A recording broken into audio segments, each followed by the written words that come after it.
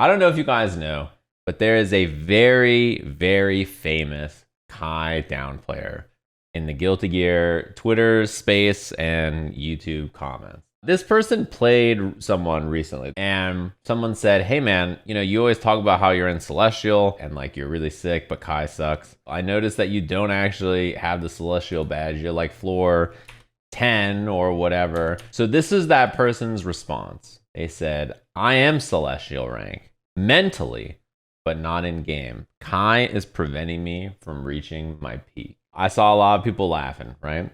A lot.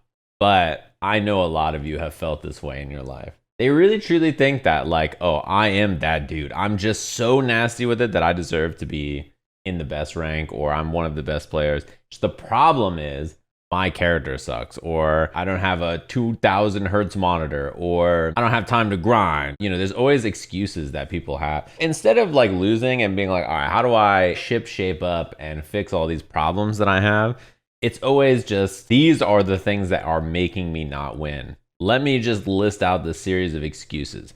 First of all, you're smelly. Second of all, the sun was in my eyes. Third of all, my dog ate my inputs. Fourth of all, she still hasn't texted me back, bro. And this is why, it's one of those things where people always say stuff like, part of what makes fighting games hard is you have no one else to blame but yourself. I've got great news. In fighting games, you can blame everybody else but yourself still. Instead of blaming your bot lane for feeding, because it's always the bot lane, you could just be like, oh, well, my character is so juvenile and so weak in strength that there's nothing I can do against your broken character. There's comments like, yeah, Kai hasn't gotten buffs or anything, and people are like, he's been buffed like 5 patches in a row. And he's like, yeah, nothing meaningful. These cowardly, spineless devs won't make the character good at all. The comments are straight fan fiction. They're wild. But this is, I don't want to pick on this one person because first of all, this is the best thing anybody's ever said. And second of all, this is a lot of people, dude. A lot of people make excuses like this. They're like, why are you not winning more? Why are you not doing this? And it's like, the excuses. I played Terran the hardest race. Yeah, the difference is people think it in their heads instead of tweeting it in a public place 24/7 constantly at people. I mean, there's a lot of things to dissect here, right? On one hand, maybe Kai is holding you back. Have you thought about trying another character? Other people are having great success with the character on big stages. EVO Japan has a Kai player in top 8. TNS, Danny's been doing quite well in all the tournaments he's been entering. If they can do it at the highest level against the best players and characters, then what's happening? It's just something that you have to self-evaluate, right? Why are you actually losing? The answer is almost never this.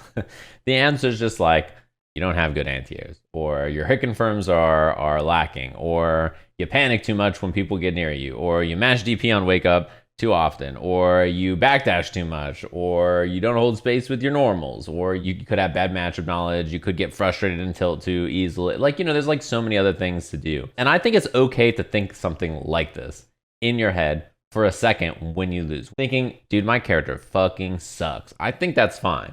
But then to be like, okay, what actually happened? Here's why I'm actually losing. I'm kind of ass. And these are why I'm bad. There's a difference between saying it in your brain and then just shaking it off and like believing it to your core, to the core of your being. You're like, if this character didn't stink. There's people on the internet, fighting game players who are just the nicest people. I don't know if you've ever looked at their Twitter the second after they lose. It changes you. It reverts you to your most primal state as a human. The things that people say 2 minutes after they lose in tournament, it's unbelievable. That's why the kill voice chat in Call of Duty is beautiful. That's basically what it is.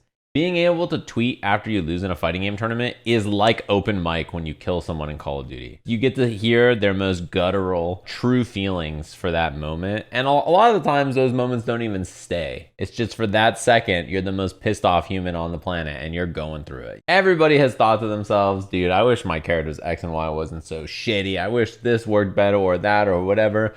But at the end of the day, it's on you, right? You can live in this space for a long time and get away with it. But eventually, you do have to realize like it's in here. Either you need to solve this solution with this character or pick another character if this is what you believe. And at some point, it does go from being your character is not as good as some other character to this is your fault. You made these mistakes. These are all the things you did wrong. I really think it's funny because all these people are laughing at it, and I'm like, so many of you are this person, you know that? So many of you think this way, I don't even want to hear it. The only difference is you've never tweeted it, but you think it sometimes, and you know what? That's where you got to cut yourself off and be like, know what? That's actually my bad. I'd be Diamond if I didn't play Lucia Street Fighter 5. The thing is though, is that there are Warlord Lucia players, right? They're doing it with this character. And the truth is like in ranked modes in games, everybody can get to the top rank or whatever with like every character basically. You don't even need a high win rate to climb. I think you need like 55% or something to climb in Street Fighter, right? A 55% win rate, even with the worst character, like you should be fine. Like, you know, even matchups that are very bad for my character in Strive or something, I have like 70 or 80% win rate against them on ladder. You'll be fine to climb with a character like that. It's usually only when you're playing in tournament settings and playing against players that are your skill level or better that these kinds of things really start to happen all the time. And when you're really, really, really good, the top rank in the game, most players are below your skill level. It's very rare that you actually run into people who are like, oh, okay. This is why you see like, you know, the best players go on like big streaks and ranked all the time. The top rank is like not challenging to them. It's got to be like the other best players. Yeah, I mean, that is exactly the point I'm making. Doof says, is this that much different than when a top player says, if I played Ram, I would never lose. Too bad she's boring. Yeah, that's mega cope. Like, you know that's not true. If a top player is like, you know, if I just played Nago, I'd win. Like, no, bro. You wouldn't. Maybe you'd win sometimes, but you're not going to win every tournament ever. And if you are and you're not switching, then what's wrong with you? We all know it's cope, but they say that stuff, and you know what you say to them? Instead of saying Lamau, you just say so true, bestie, and you just walk away because you know they're making shit up. That's what you say. You say, hey, all right, whatever you say, and you just let them rip. It's the same as this scenario. We know this is not true, but you gotta just be like, well, where am I mentally in Hunt Showdown? That frag bomb from Life Jam team killed me and then almost killed Elder, and then we lost the game. That's where I'm at mentally. Oh, frag.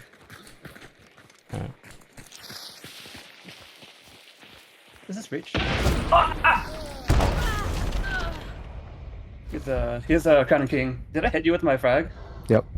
My bad. That's true. That's probably the most true sentence posted in this stream. Mentally, I'm in Celestial, but failed to connect is preventing me from reaching my peak. You're on to something. Listen. You know how they say, like, in a police homicide, they're always like, the first 24 hours are the most important. They always say that shit in, like, all the crime shows. The first, like, 2 minutes after you lose in a fighting game tournament is the most dangerous to open Twitter. I promise you, you're about to nuke your reputation. It's not worth it. Don't do it. The first 120 in parentheses seconds. Don't do it, bro.